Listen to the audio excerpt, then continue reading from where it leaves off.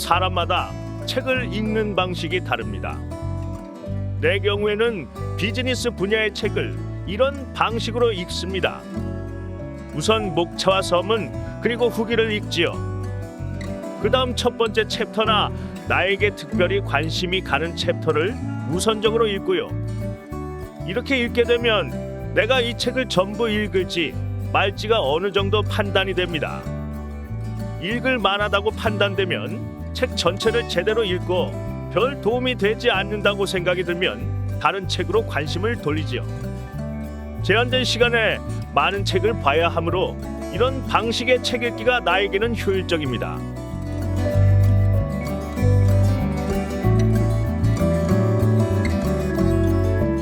책을 읽다 보면 좋은 문장도 접하게 되고 다른 곳에 활용하기 좋은 사례도 알게 됩니다.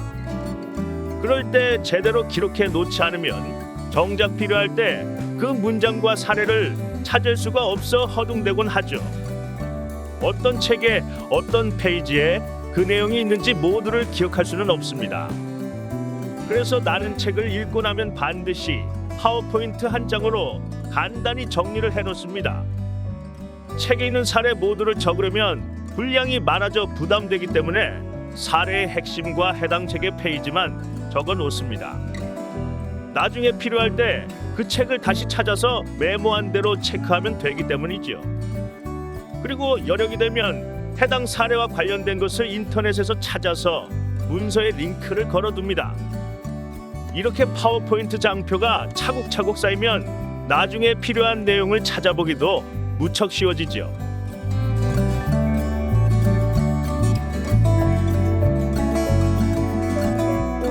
나는 책을 보다가 인터넷으로 관련성이 높은 영화가 어떤 것이 있는지 찾아서 검색을 한 다음 그 영화를 보곤 합니다.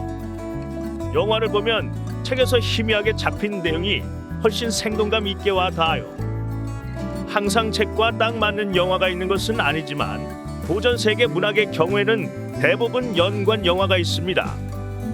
비즈니스 분야는 아무래도 세계 문학만큼 책을 소재로 했거나 책과 딱 맞는 주제의 영화를 찾기는 어렵지요. 하지만 비즈니스 현장을 배경으로 하는 영화는 무척이나 많습니다. 스타트업, 신제품 개발, 기업 문화, 기업 부패, 기업 윤리, 인수 합병, 기업 몰락, CEO, 직원 해고, 임직원 갈등, 특허 출원, 환경 파괴, 기업 관련 법정 투쟁 등 비즈니스 현장을 간접 체험하기에 좋은 영화들이 많지요. 책과 영화는 생각 이상으로 멋진 콤비입니다.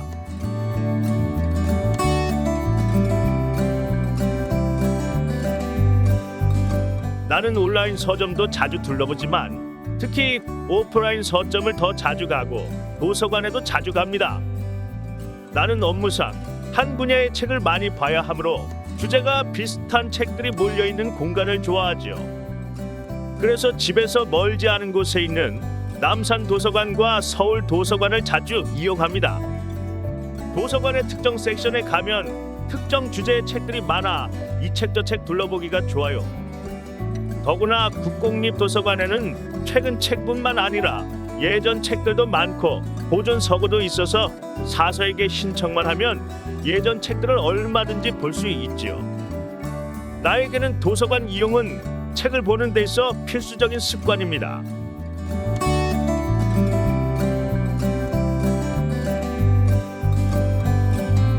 가르칠 때 가장 잘 배운다는 말이 있지요. 책을 읽은 다음 나름대로 정리한 후 주위 사람에게 책 내용을 부담 없이 말해줄 수 있으면 좋습니다. 나 어떤 책 봤는데 좋더라. 이 책에 이런 이야기가 나오는데 흥미롭던데 너에게 이 책 강추한다. 고 하면서 책에 대해 자주 말해주는 것이지요. 물론 페북이나 블로그 등으로 자신이 읽은 책의 표지를 올리면서 책에 대한 자신의 느낌을 올려도 좋습니다. 그러면 상대편으로부터 피드백이 오면서 책 내용에 대해 좀 더 생각해 보는 계기를 만들 수 있지요. 물론 좀 더 본격적으로 하려면 여러 미디어의 서평을 잘 써서 올리거나 유튜브에 영상을 만들어 올릴 수도 있습니다. 서평의 형태나 완성도와 관계없이 어디에든 책에 대한 흔적을 남기는 것이 좋습니다.